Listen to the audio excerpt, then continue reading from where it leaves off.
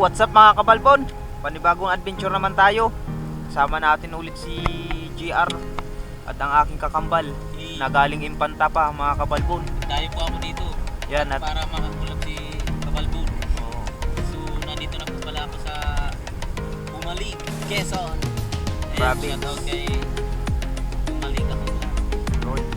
Aking kakambal yan mga kabalbon. Medyo mataba na siya. Talagang Iyang sa bahaw. iyang daw. So mga kabalbon, ayan, tapos na siyang mag-sit up. Kami lalakad na rin kasama ang aking kakambal mula pa sa Impanta. Mga kulang-kulang man. Yun. At saka si Bubo. Sana pagpalain tayo ngayong gabi mga kabalbon. Yes. Kung nagustuhan nyo ang aking video ay pahin naman ng subscribe at pa-click na rin yan para every time na mag-upload ako ay lagi kayong updated sa aking mga bagong video. Update na lang mga kabalbon. Ay to mga kabalbon, matang pusa ating bibigyan. Huli kabalbon! Yun, nahuli natin ang isang matang pusa or bigan kung tawagin dito sa amin mga kabalbon. Ayos, unang nagpakita sa atin isang bitilya.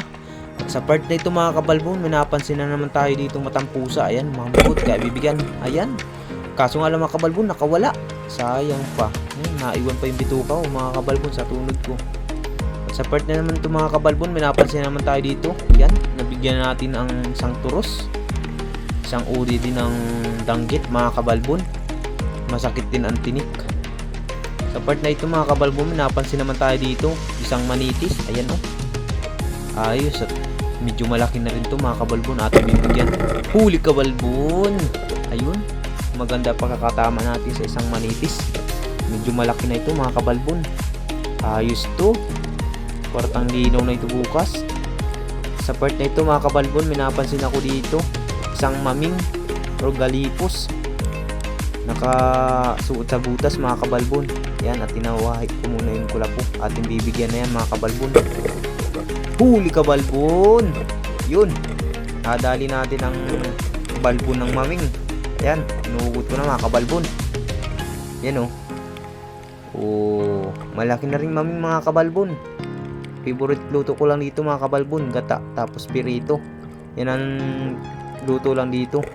Sa part na ito naman mga kabalbon, hindi ko nabigyan sa aking pagpana mga kabalbon itong isang danggit or guntingan kung tawagin dito sa amin mga kabalbon.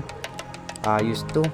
At dito naman mga kabalbon, at yun, maganda ang pagkakatama natin sa isang danggit or guntingan kung tawagin dito sa amin mga kabalbon. Ayos to. Medyo malapad na.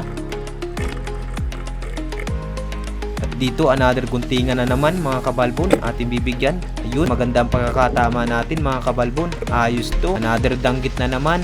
Medyo malapad na ito mga kabalbon. Kwartang linaw na ito bukas mga kabalbon. Ayos to. Sa part na ito mga kabalbon, may napansin tayo ditong isang kanuping or bukawing ating bibigyan yan. Huli ka na!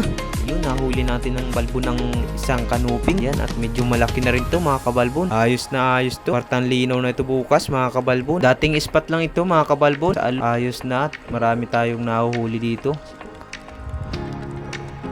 Sa part na ito mga kabalbon, may napansin tayo ditong sumuot sa isang butas. Isang tunong mga kabalbon. Tawagin dito sa amin. Isang uri din siya ng tunong.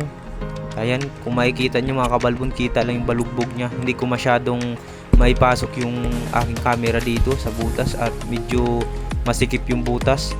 Kaya umipon muna ako ng hangin para medyo matagal-tagal tayo sa ilalim mga kabalbon.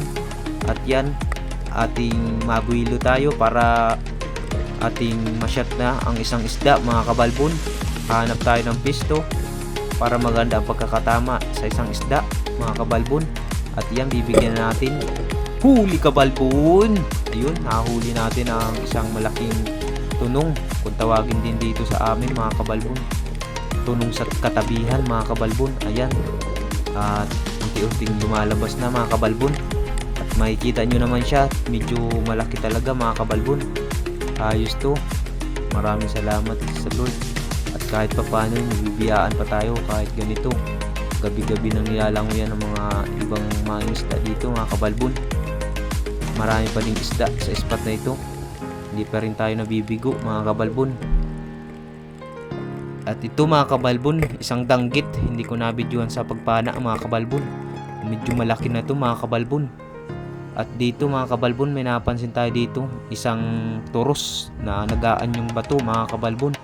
Hanggang dito na muna ang aking adventure. Kung nagustuhan nyo, pahingi naman ng subscribe at pa-click na rin notification bell para sa ganun ay lagi kayong updated sa aking mga bagong video mga kabalbon.